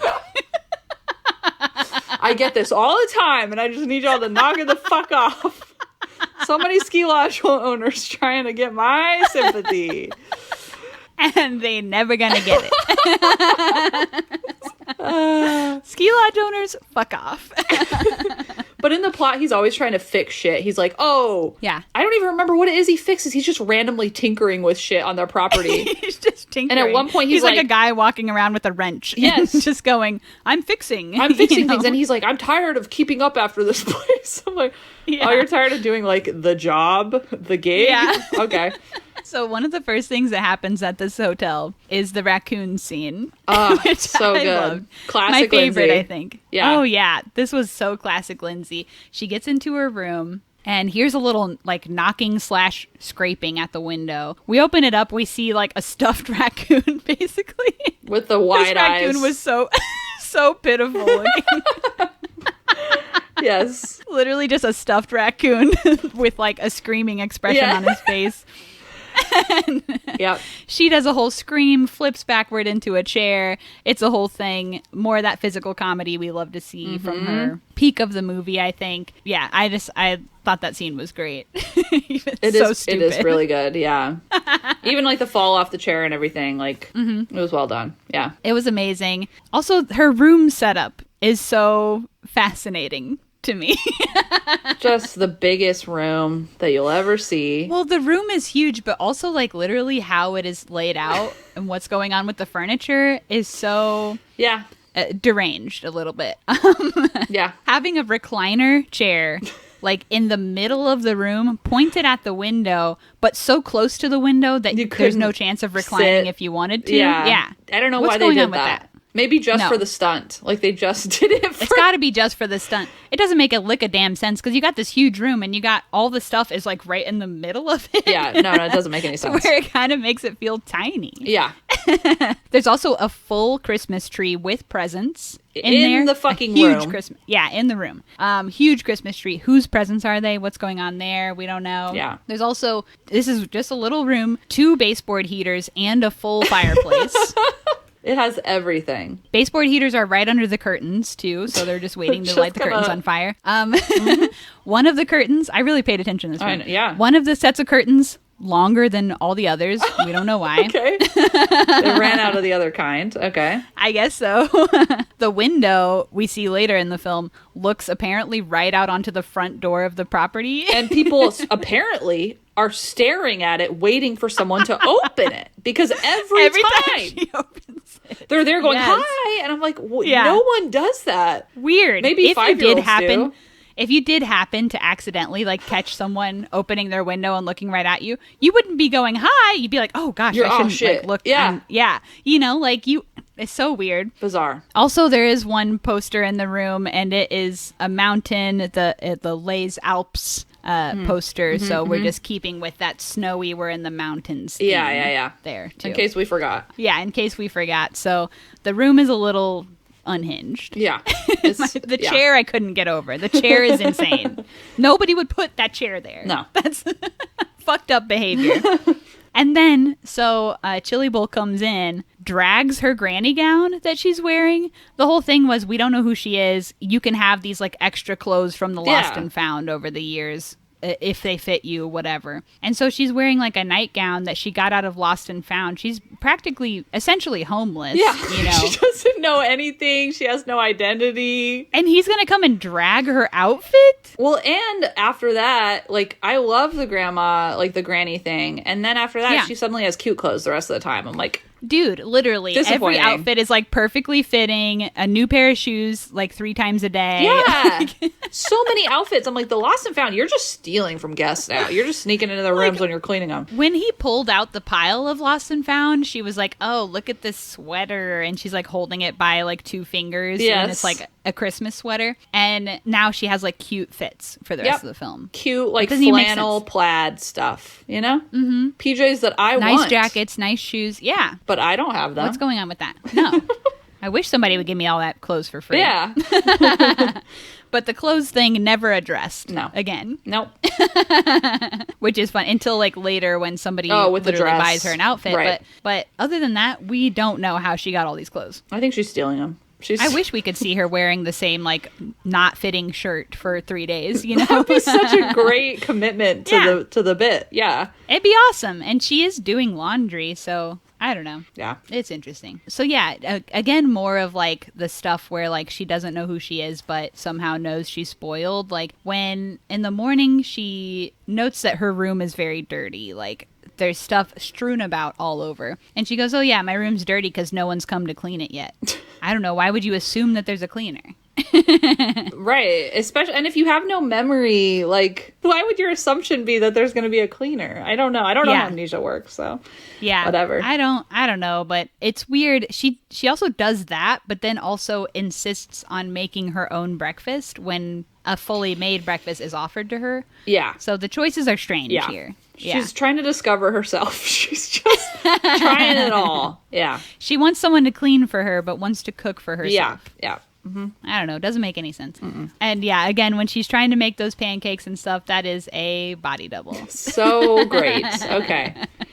Wow. Which is just fascinating. Uh-huh. She also seems like she chills in her bedroom with the door hanging wide open most of the time. I don't know if you noticed, like 3 times in the movie, somebody just like, the door's open and somebody just like walks in. The little girl walks in. Yeah, that's weird. On. That's weird. The grandma walks in later on with the doors just hanging open. They're not even going to knock on the... I would knock on an open door if I was going into someone's... Yeah. That I didn't know, you know? No, they're just popping right into these doors. It's weird. With the little girl, this is Chili Bowl's daughter. They become instant besties. Of course. That girl has also a king-size bed for her little, like, 6-year-old body. Yeah. The hugest room. Like, her room is, like, the size of some people's apartments, you know? Like, it's big. Yeah. And so don't come at me saying you own a ski lodge and your daughter has a king-size bed, but... But it's so hard for you. No, it's so hard. You know how often I've owned a king-size bed? No times. Right. My bedroom is 1/4 of the size of that. Yeah. Like, miss me with your ski lodge, okay? And then, of course, we get another reveal that her mom died 2 years ago. This is the official reveal of having the dead mom. Yeah. Mm-hmm. But they're not able to bond on that fact because Lindsay doesn't remember that she has a dead mom. No. So only in the audience are you supposed to be like, oh, wow. Wow, they have something in common. They both have dead parents. Yeah. And only a dad with a chili bowl. Yeah. Wow.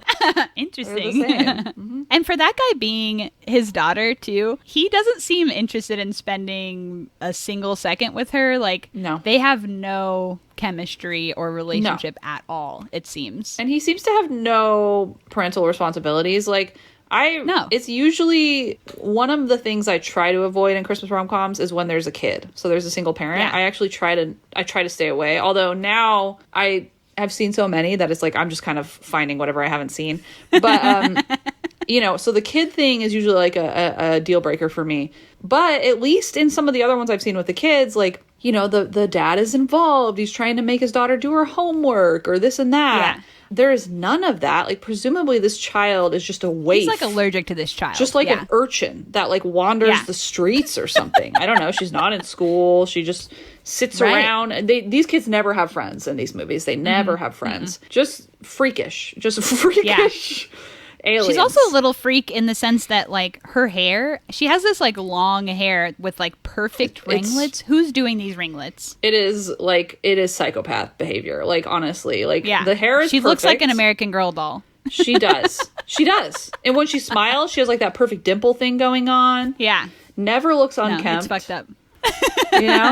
For having 2 missing parents, basically. She looks too put together. Yeah. She has her own hairdryer in her room. That's weird. At that young age. Which Lindsay Lohan has to borrow, which is hilarious. Because I'm like, sorry, in your perfect room with like a Christmas tree and Christmas presents, there's no hairdryer? I don't have a hairdryer. I didn't really see a bathroom. Maybe it was in the Christmas tree present. Like, you had to unwrap the hairdryer. Maybe so. If you want the amenities, you'll have to open the presents. Yeah. Yeah. Just interesting. Yeah, the little girl is with the grandma majority of her time. I don't really know what her deal is. She's really trying to get daddy's love and approval, though. Her only wish for Christmas is for daddy to find somebody to love. Maybe he's nicer to her when he has someone to love. When he's off screen? I don't know. No, when he has, like, a woman in his life. Yeah. Mm-hmm. All I need is for someone to love me. So bring someone into my dad's life that can love me, because my dad doesn't. That's kind of it, actually. Bleak, but yeah, that's it. Damn. Mm-hmm. Nailed it. Also, Lindsay trying to make her own bed. That was another another physical comedy. That was good. That was cute. She's trying to lay down on the bed and put the fitted sheet on. Like, loved that. Loved that moment. Yeah. Mm-hmm. Yeah. And over time, she her whole story arc is that she learns how to do chores. And it's, like, really heartwarming.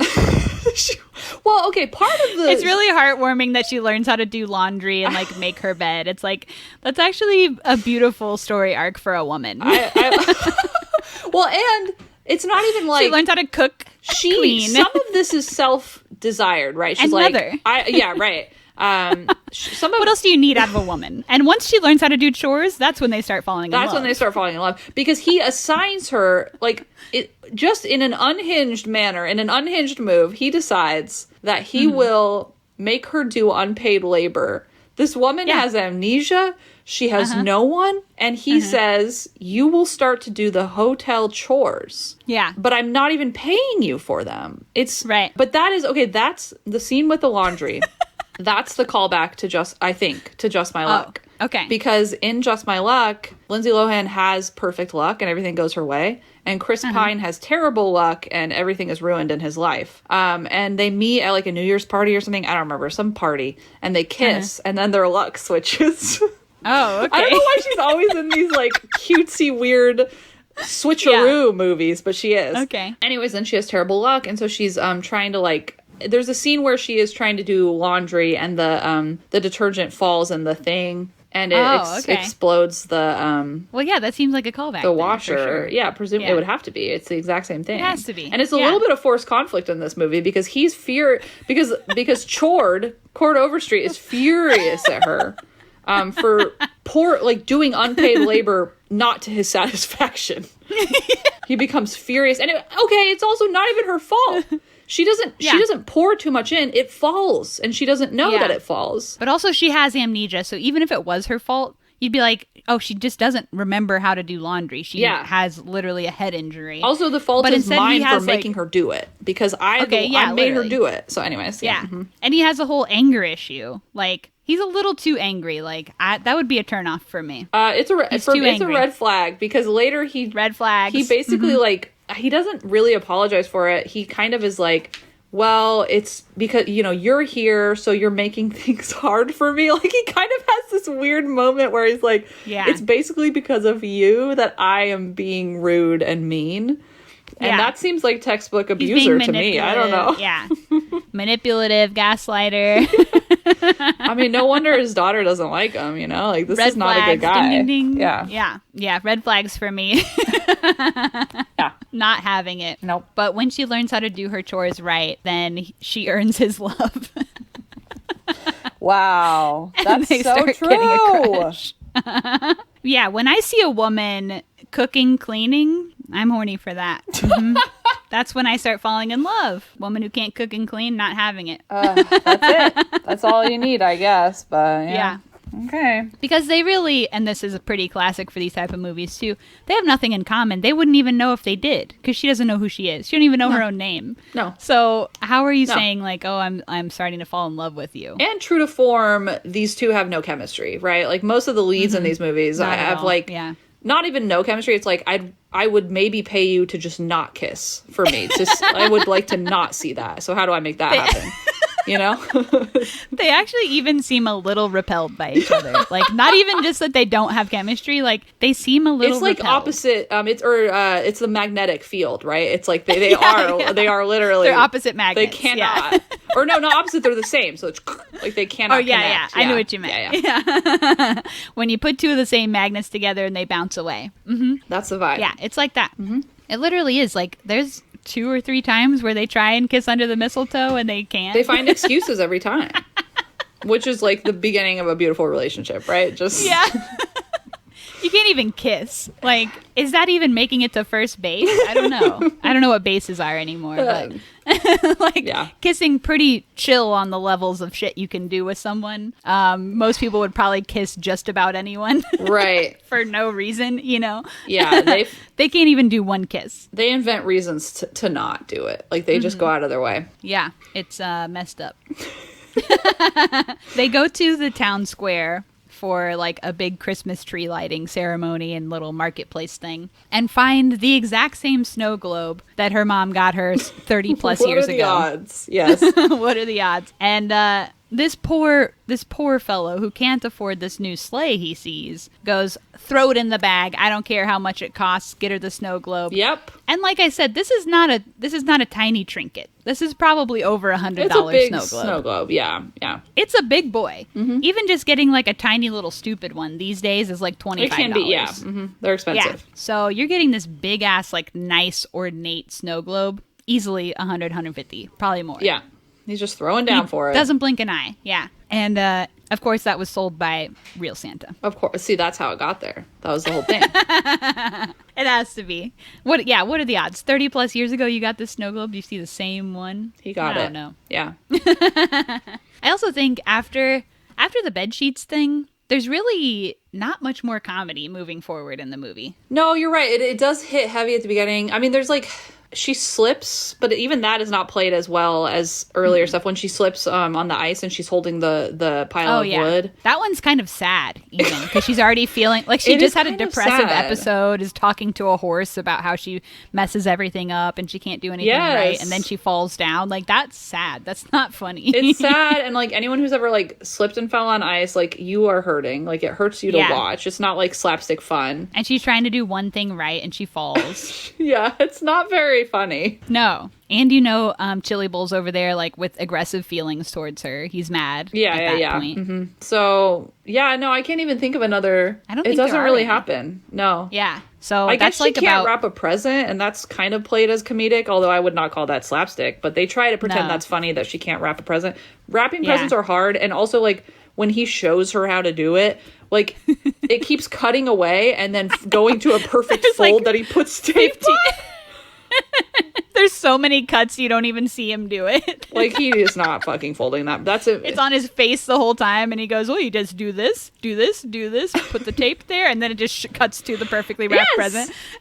That's not how it works. No, not at all. So yeah, I think it's really kind of top heavy, this movie. About 30 minutes in is when we get the last, like, really slapstick funny scene, and then it's kind of long after that. I guess, you know what, like, where they this is not a choice that I like necessarily, but the B plot becomes where the slapstick is all happening. Like we have the fiance who is basically having his like romantic trek, I'll say. Like I feel like him and his boy, his fishing boy, the side plot. It feels very much like someone should write like an Our Flag Means Death fanfic where it's like those two characters from that show in this exact plot where they're like the ice fisher and the hapless influencer. Like that's perfect. Yeah, they are having like a sort of romantic connection in the deep woods. This ice fisher woodlands man basically found, or the influencer stumbled onto him after falling through the cavern in the on the mountain or whatever. Severely injured and now freezing to death. Yes. Yeah. He's in dire straits. He stumbles across this man as his savior. And they develop a little bit of a relationship. And there is a cheeky little moment when, after hiking for some indeterminate amount of time, but presumably a long time, with no snow boots, no snow, what are those thingies called? The tennis rackets? Yeah, the tennis None rackets. of those at all. I don't know. You know what I'm talking Yes, I about, know what you're whatever they're talking called. about. Yeah. None at all. Then finally, the fisherman goes, oh yeah, I've had these like snow rackets in my backpack the whole time. You can wear them. Yeah. They've just been chilling in my backpack while we struggle to stomp through 4 feet of snow. Yeah. And then the influencer was like, oh wait, you don't need them? And he goes, oh, I've got big feet. Or something like that. Yeah. And there's like a little like wink moment. There is a wink moment. Yeah. Well, and there's also like, I don't remember. I think there's like a sound effect too. There's like a poing. Like there's like what is it the same scene or a different one with them where like he falls or something, like the fisherman guy like pulls him up by his feet and there's the like the influencer makes a face. Woo. Yeah. And he goes, ooh, you're so strong. Like he says something like it's a whole thing. Yeah. They're really having a moment out there. Yeah. 2 totally different types of guy, but they had a little connection. I think so. And that's our first inkling of like a queerness to the film. Yes. A small inkling, but an inkling nonetheless. And it's one that's like barely played up in a way that feels like, I'm like, is this on purpose? Like, I'm confused. Like, are we just reading into it because that's what we want to do? Like, it's I felt like it was on purpose. Okay. I felt like they were being cheeky, and I was surprised by it. Okay. 'Cause, like, I didn't expect to see a movie like this being cheekily queer. Not at all. That's interesting. Yeah. Yeah, and it weirdly did not feel like I wasn't annoyed by it, I guess. Like, it didn't feel like a haha, just kidding. Like, it wasn't like a Sherlock Holmes situation. No. Yeah. It felt like weirdly genuine, I guess. Yeah. Yeah, totally. Yeah. I agree with that. Yeah. Yeah. I support I support the queer nods. Yes. Stamp of approval. They get approval from me, yeah. Oh, also when they're at that little market thing, some lady comes up to Lindsay and is like talking about how amazing Chili Bowl is, and like goes, I can't even count how many charities he's helped out around town. He's helped so many charities, it's an uncountable number. Like whatever. Like, oh, maybe that's why your business is struggling. You keep giving away your fucking money. Yeah, I guess, but also like what a weird thing to say, and why would you know exactly how many charities he's helped out unless he's bragging about it? That's true. That's very sketch, yeah. But also this is like such a small town. It seems like population 200. He's got to be money laundering or some shit. Like that's what's happening. Yeah, but also how many charities could there be in that's this what I'm small of a saying. town? I think it's a fake charity or some shit. He's made it up. So he is like cold to his daughter, has anger issues, is making her do free labor, but you know, social standing, social status. He's good standing member of the community, and he helps out charities, and which is another whatever. red flag, because a lot of times people like that are fucked up. So yeah, that's what I'm saying. Very suspicious. This is suspicious. Red flags. Lindsay, get out. Get out. I know you don't have like a memory right now, which he also frequently, by the way, reminds her. He weirdly kind of negs her about it. He's like, well, what do you know about memory? You don't even have one right now. Which is almost verbatim what he says. He has anger issues. Wow. But she's attracted to that type of guy who negs her. I guess That's so. her type. Because she was like that with the influencer, too. He was rude to her all the time. Yeah. Makes her feel stupid and small. Yeah. Aw, wow. And we need someone who lifts her up, okay? I Even if she know. doesn't know how to do chores. Yeah. Yeah. Damn. Yeah. She figures out a way to help the lodge, which is making some kind of charity event. Yep. Having a gala where we take donations and we invite everyone who's ever come to the lodge, and they'll give us money or whatever. Mm-hmm. And even though he's helped out innumerable amount of charities, he says he doesn't want to do a charity thing because he doesn't want to seem like he needs handouts. Just real stand-up individual here. What a rude way to look at it. What a rude way to look at it. Like, he feels too high and mighty to take help. And if you're a person doing charitable work all the time, you're not thinking of the people you're doing charitable work for as like, oh, look at these low-life scum who, like, need handouts. They're so poor and stupid. Like, I mean, I would hope not, but honestly, like, I kind of think that might be the case. Like, I think that's the case here. It's definitely the case here. And that sucks. Yeah. I mean, honestly, like, a lot of times when people donate to a lot of charities, all it means is they're trying to get tax write-offs. It doesn't mean they give a shit about anyone. That is true. You know what? That's a good point. That's actually a really good point. But I think we were hoping that wasn't his story, but yeah. You know what? It might be. It seems to be. Yeah. But he also doesn't, quote unquote, have money to be doing these tax write-off. I don't know. I mean, we never get to look at the books. You know what I mean? We don't know. You're right. He's a greedy guy. Thinks the world revolves around him. Trying to take everyone for all they're worth. So you're right. So after that, because he kind of throws down her idea, she's a little deflated about it, and she goes, well, I'm just going to leave. I don't know if I'm really wanted here. I can't do anything right, and nobody likes me. Would have been a good choice, to get out. Yeah. But also, where would she go? I don't know. She doesn't... They're letting her stay here for free, feeding her and everything. Like, presumably back to the police station to be like, figure it out for me. I have amnesia. I don't know. Yeah. I don't know. So she has literally nowhere to go, no one to contact, no one to take care of her. And she would rather do that than stay at this lodge. That's how terrible this man is treating her. Yeah. But then he lets her put up his dead wife's tree angel. So actually they're good. It's fine. We totally fixed it. Actually, all is resolved. Right. You can put up my dead wife's tree angel. Like, I'm not going to apologize for my behavior. And all is forgiven. Yeah. But I will. And I'll forgive you. That's kind of it. Yeah. Yeah. Yeah. For being such a fuck up. Exactly. Mm-hmm. Yeah, we hate that. Okay, and has he talked about this before where, like, his concept of amnesia is so warped where he thinks that amnesia means you don't have any memory, but it also means that once you regain your old memory, you lose the current memories you have. Like, yeah. He's basically said, like, you're not going to remember me when you gain your memory back? Yeah. I'm like, bro, that is... not how that works. Not even in, like, fake Hollywood land is that how amnesia works. This isn't like a Marvel movie. It's not a spell. I'm going to disappear from your memories, and you're going to be like, what? Who are you? Yeah, right, like erased from the timeline or something. Like, what? No, it doesn't make a damn lick of sense. It's questionable. Around this time, her daddy finally gets back from wherever he went, ? We don't know. We don't know.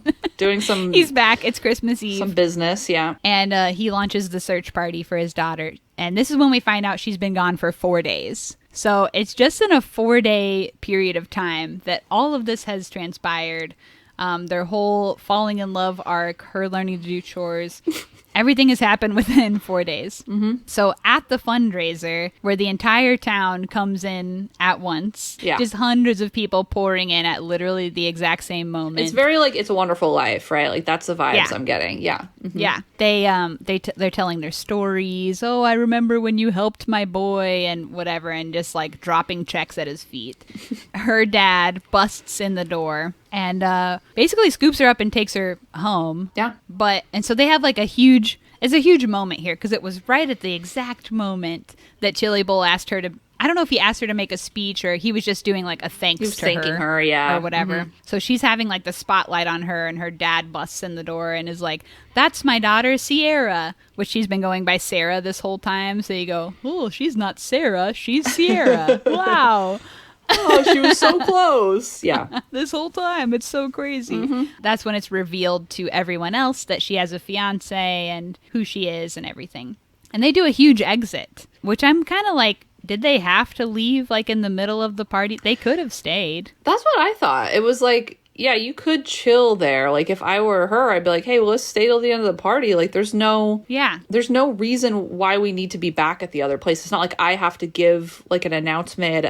Like, they could have easily shoehorned in, well, tonight we're doing the press conference where she talks about how she's the vice president of Atmosphere and she has to be there for that. And then they're like racing to find her. The hotel staff is racing to find her because they don't give a shit until the dad does. And then, you know, maybe they finally do. And then they're like, well, we have to go. We have, you know, we got to get there to your press conference. And she's like, oh, okay. That would have been good. That would have been very easy to just add that little bit to it. But instead it's just like, we got to get out of here right now for no reason. Let's go chill at our other hotel. Yep. That's it. Very weird. Just because the other hotel is where you quote unquote belong. I guess so. What? We can't just hang out at this little party. Like, I would hang out at a party. Yeah. Come on. They seem like they got food and good vibes and dancing. Right. Yeah. I don't know. Chili Bowl gets all teary-eyed about it, though, that she has to leave him. Yep. It's like, I don't know. It's not like they couldn't just still hang out. It's kind of like she's leaving my life forever when she's not living with me, you know? Well, and it also seems weirdly to introduce like a weird class difference in, like, when he finds out that she's the daughter of the hotel mogul, the ski resort mogul. But it's like, again, one that feels very just fabricated because like he has a ski resort. This guy has a ski resort. I don't know. It doesn't have like an infinity pool like the other one. Or is this the echelon of class that we're like judging it by? It doesn't make any sense. He has a bigger ski resort than me. Yeah, that kind of seems to be the difference. Like he's the 1% and I'm in the top 10% or some shit. Like, I don't get it.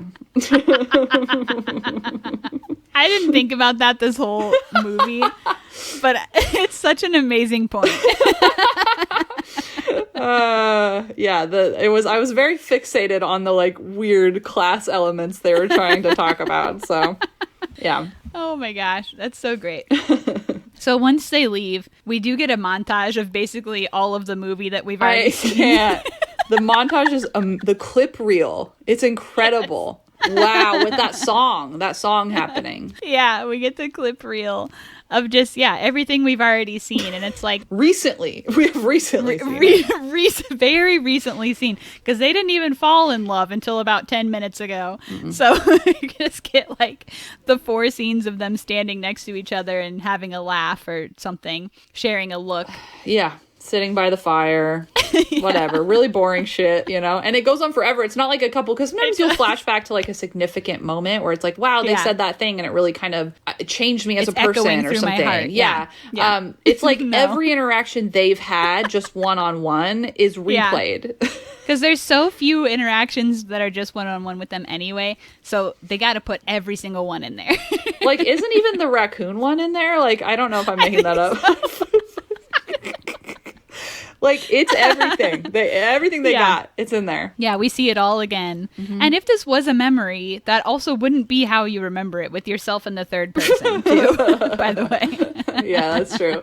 They should have just shown, like, some dreamy shots of his face smiling or something. I don't know. Something. Yeah, well, and the thing is, like, the truth is that there is no meaningful one moment they could go back to, because these people these people have not formed a relationship. They have not formed a meaningful connection. So instead of get to like some nugget that really mattered, since there is none, they're like, put it all in. I don't know, put all that shit in there.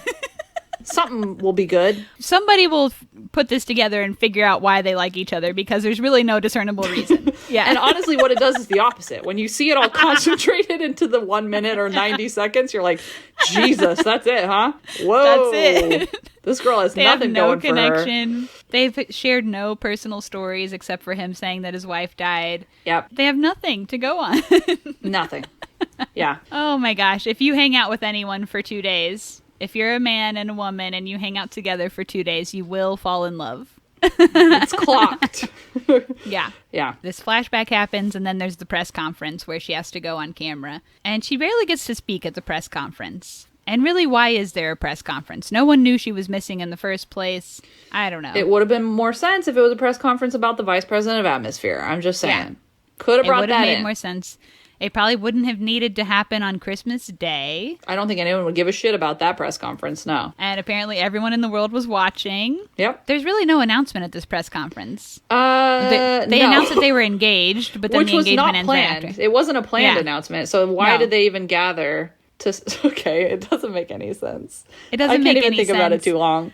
I think the whole thing was just to say, like, she's been found, she's okay. But there was no knowledge that she was missing. Like, the hotel staff didn't even know that she was missing. They didn't care. No, they actually probably were a little relieved that she was missing, if anything, because they thought she was a diva. Which was so funny, because it's like, if I'm on that hotel staff, I'm like, my job, my ass is on the line right now. I don't know where she is. She might be partying, but I need to do my due diligence and call her dad. Because I don't want to lose my fucking job. Literally. They don't care. They don't even call him one time. 4 days she's missing. And also, he doesn't seem mad at them, which, like, I don't ever want to put myself in the shoes of a hotel mogul or whatever, but, like, if I were to in this scene, I'd be fucking mad. I'd be like, you didn't think to wonder where she went?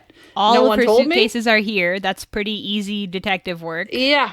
So, anyways, a lot of rewrites. A lot of notes I have. And even though she told you, like, literally leave us alone when I'm with my boy toy, I don't know, at that length of time, at some point you're going, I just want to check in, you know? And it's not like, I'm not on a beach town. Like, it's snow. Like, the conditions are such that humans cannot survive very long if something bad happens. Right. Yeah. So none of that makes sense at all, too. No.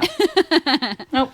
But after the press conference, this is when she's having her, like, all of her memories are back. And she's having her moment of realization or whatever, where she tells her dad finally that she doesn't want the job, and she breaks up with her boyfriend. Yeah. And so she's going to start living her life how she wants. And she starts wearing normal clothes and making her own food. A changed woman. Yeah. Mm-hmm. Absolutely changed woman after these 4 days in a ski lodge. I miss the fuchsia. I wish you would bring it back. You know, like, we can still have some of that. When they roll in the cart of clothes once she's back in the hotel, it is also mostly fuchsia. I don't know if you noticed. The one that I guess her sister, right, the stylist, is carrying, the, like, bejeweled. I was like, I really want to see Lindsay Lohan in that. Like, why can't she fucking just put that on for a second? So let us see you wearing cool clothes. Yeah. But you know, when I was watching, like, press that she did for this movie, she has a banging outfit in every piece of press. I saw this suit that was, like, insane. Come on. From, I think, Good Morning America or something. Okay. So look up some of that if you want to see her in some cool ass outfits. Okay, that sounds great.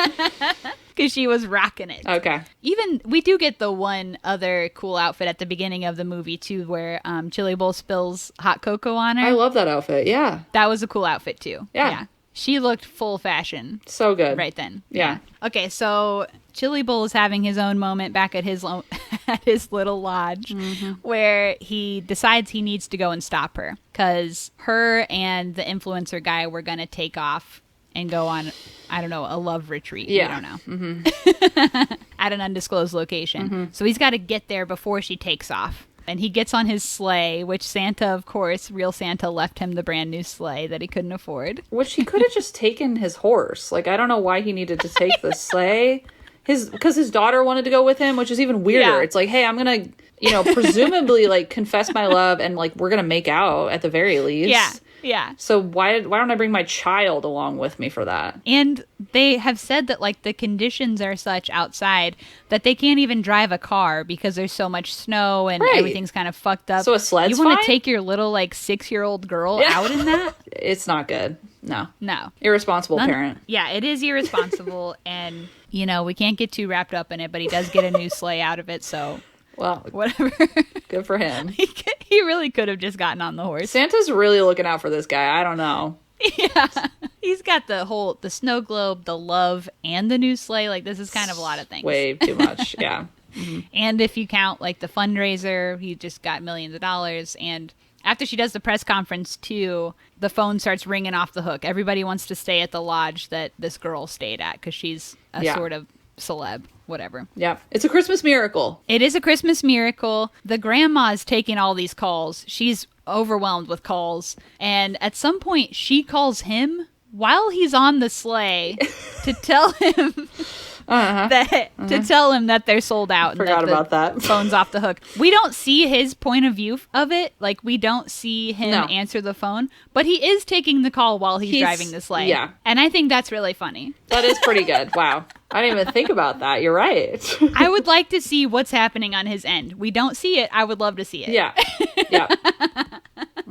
I want to see him talking on the phone and driving a sleigh at the same time with his 6-year-old daughter. Like screaming into it, right? Because like they're in a blizzard outside. Yeah. So yeah. So when he gets to the big resort where her dad owns whatever, he does one of my biggest pet peeves, which is he walks up to this long limousine, just assumes she's in it, and starts talking to the closed window. Humiliating. I hate this shit. All the time in movies, people will walk into a house, not get any acknowledgement from the person they're trying to talk to, just start talking. Yeah. They'll do this where they walk up to a window that's closed or to a door that's closed and just start talking. You have to verify that the person you want to talk to is listening. Even if they're there, you got to verify they're listening. They could be on their phone or something the whole time. You don't know. Exactly. It's very weird. But you at least got to verify they're there. And just text it or something. Write a letter. Like, figure it out. Wait until the window rolls down. Yeah. Do more to get them to roll the window down. Also, why did they wait so long to roll down the window? They let him make his whole speech before they roll the window down. They probably thought it was funny. Like, that's... Maybe they were in there giving HJs and they had to clean up. Yeah, honestly. That is the Because vibe. what happens is her assistant runs off with her influencer boyfriend. Mm-hmm. And we get some bisexual representation. Yeah, we do. Honestly. That's when it's made really clear. But yeah, why do they wait so long to roll down the window? The whole thing's weird. I don't know. I hate that shit. I think the hand job is probably the most like reasonable explanation. It's the only thing that makes sense for what's going on in there. They were fucking in there. They had to clean up before they rolled down the window. Yeah.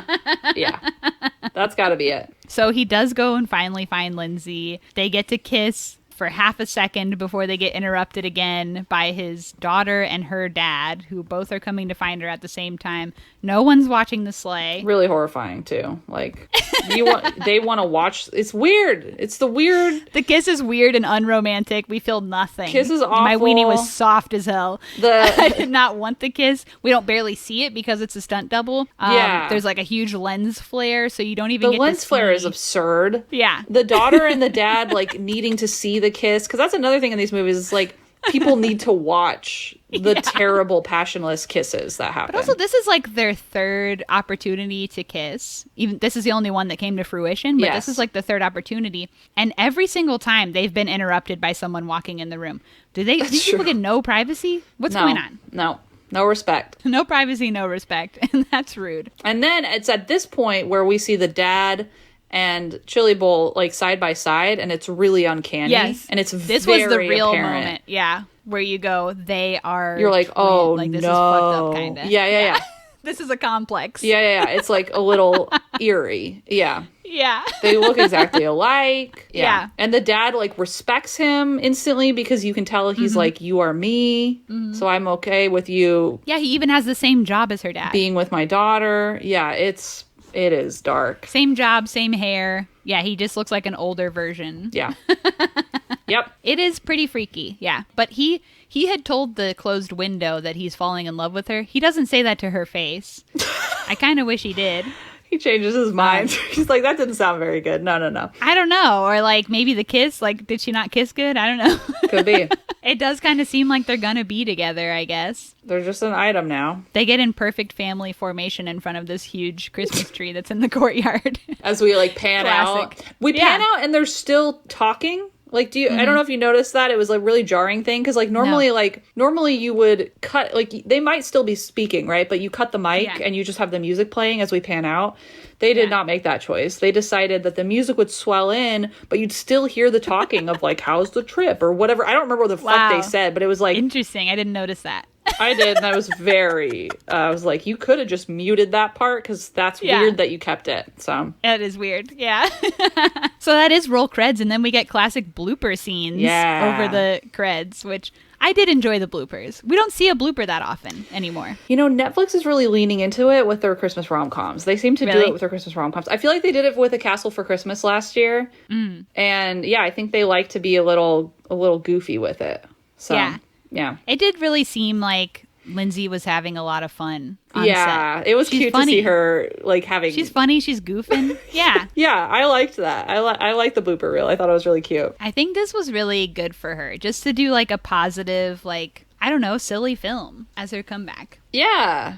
It does look like she had a good time, so I hope she did. Mm-hmm. I had a good time watching her do her thing. So yeah, I did too. So that is roll creds. So if we don't have any final thoughts, or if we do, we can go ahead and score this out of 5. Oh, shit. I forgot about the scoring. Fuck.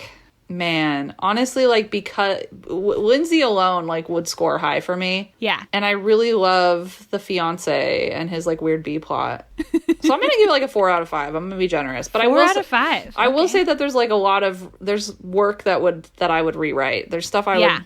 But the experience of seeing, like, Lilo get to do a comeback for me almost alone is worth the 4 out of 5. That's what I'll say. Yeah, I think that's a good point. Yeah, I think this was a strong return for her. It is like sort of a perfect vehicle, even though it's not a perfect movie.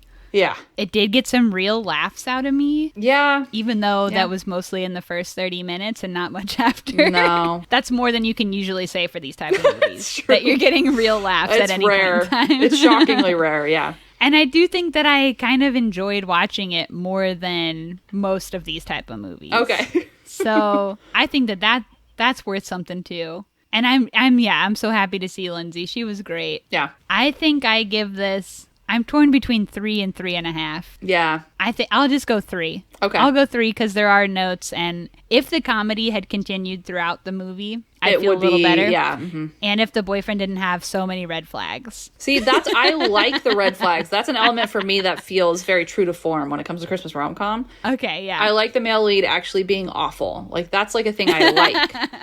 So that's a plus for me. I did love his chili bowl, though.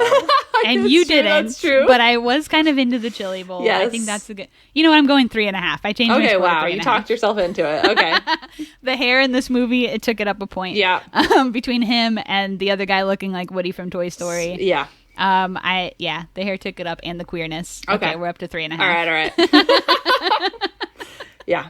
Okay. I had this little blurb of a review based on Lindsay's performance, which I think was good, interesting point also.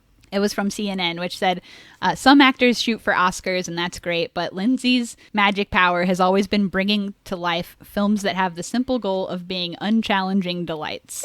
And if for that alone, Falling for Christmas is a gift. But I think it is kind of true. Like, that's kind of her zone, is that she picks these kind of, like, simple films, and then whatever she brings to it is the magic. And that's kind of true here. Yeah. Yeah.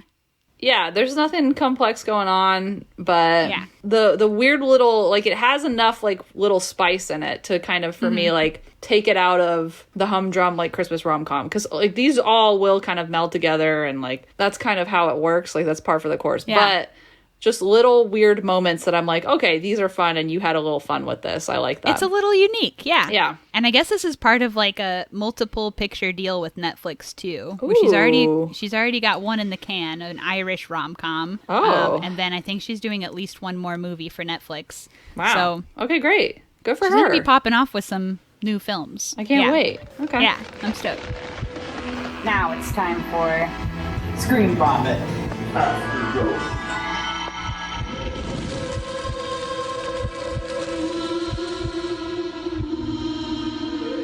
In this part of the pod, we just talk about whatever else we've been watching lately, movies, shows, whatever. So what you been watching? Oh, God.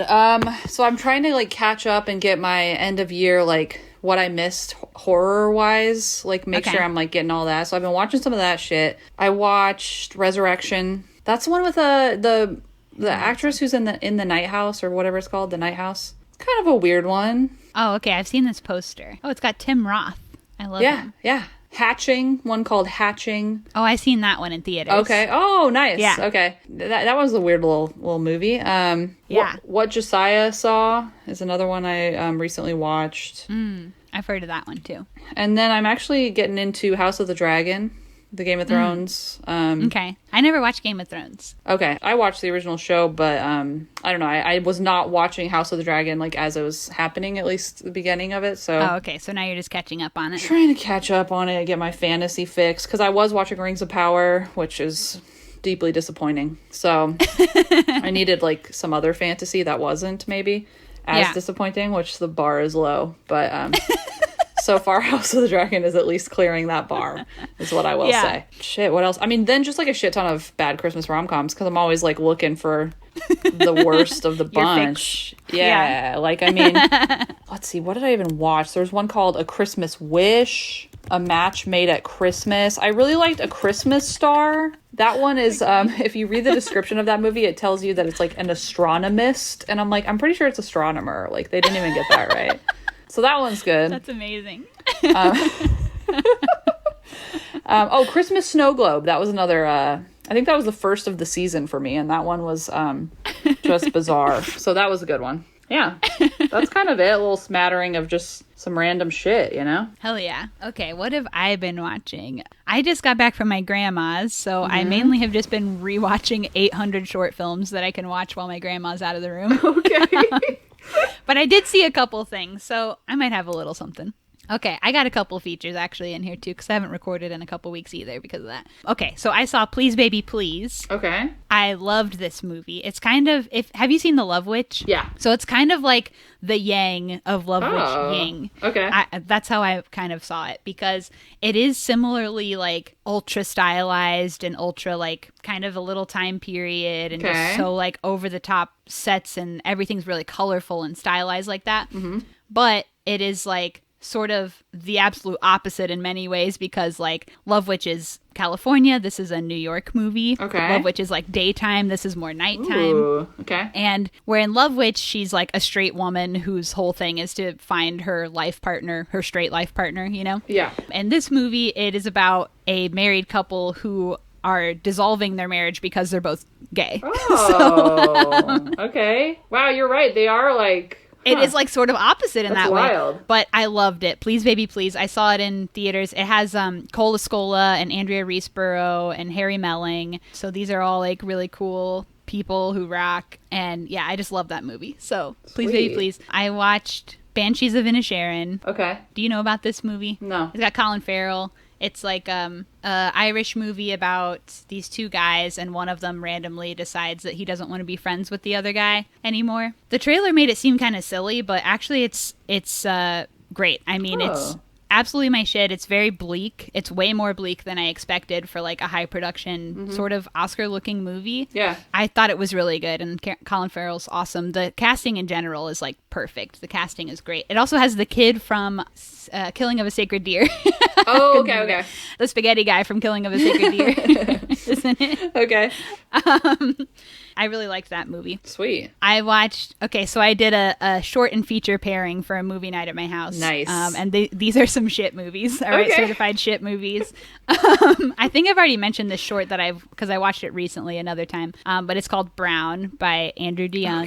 Okay. I don't even want to say what it's about other than already telling you it's a shit movie, but it's really good. It's really well done. It's really funny. It's made really well. It's called Brown. When I watched that initially, was like reminded of this movie I had seen in 2009 called Immaculate Conception of Little Dizzle. Okay. Which I watched randomly on Netflix when it came out because it has Natasha Lyonne in it. Oh. And at that time, she had not really been acting for a while. I think that was like right after her whole drugs thing. So this was like one of her first movies back acting. Yeah. Or at least that I had caught in a long time. And I've always been obsessed with her since I was a kid. So I watched it on Netflix at that time for that reason. And I remember thinking that it was like so cool and crazy and weird. The plot is like just so eccentric and neat. It's just really interesting. And so I rewatched it paired with this short film, told the people that were coming over, I haven't seen this since 2009, so I don't know, take it with a grain of salt because I'm not sure if it'll still be good or whatever. Yeah. But I think it held up. I'm just so like, I'm so entertained by this movie. I'm so pleased by it.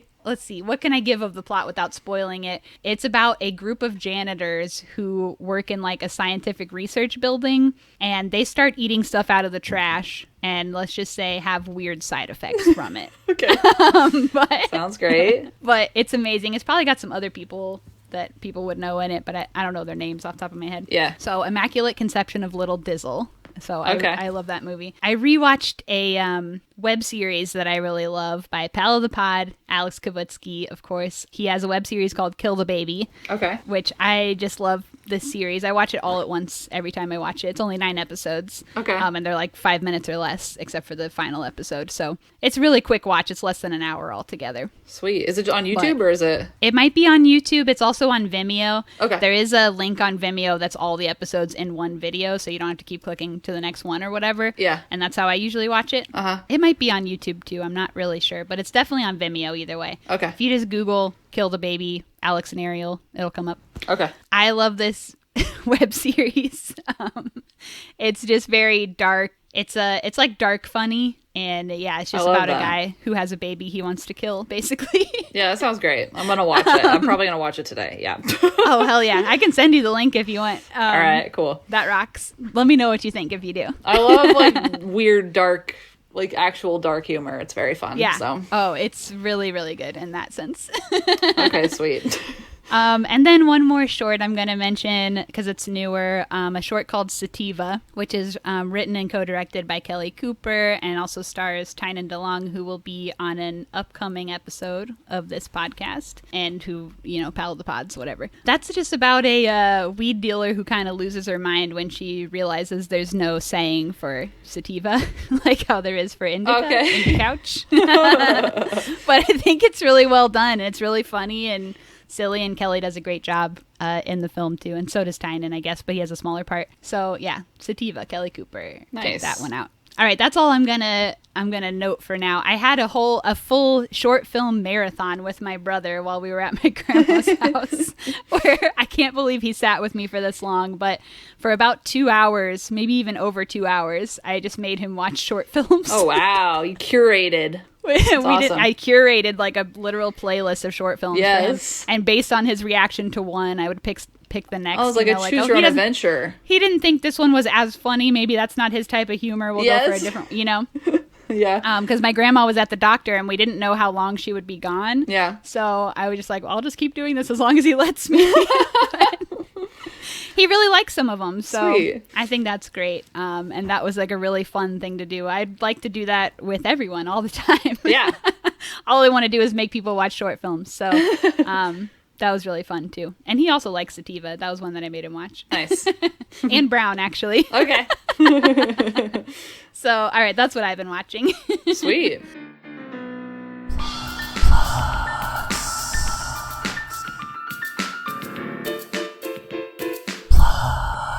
So what you got to plug? The just podcast, I guess. Not Your Final Girl. It's a horror podcast. Horror. Yeah.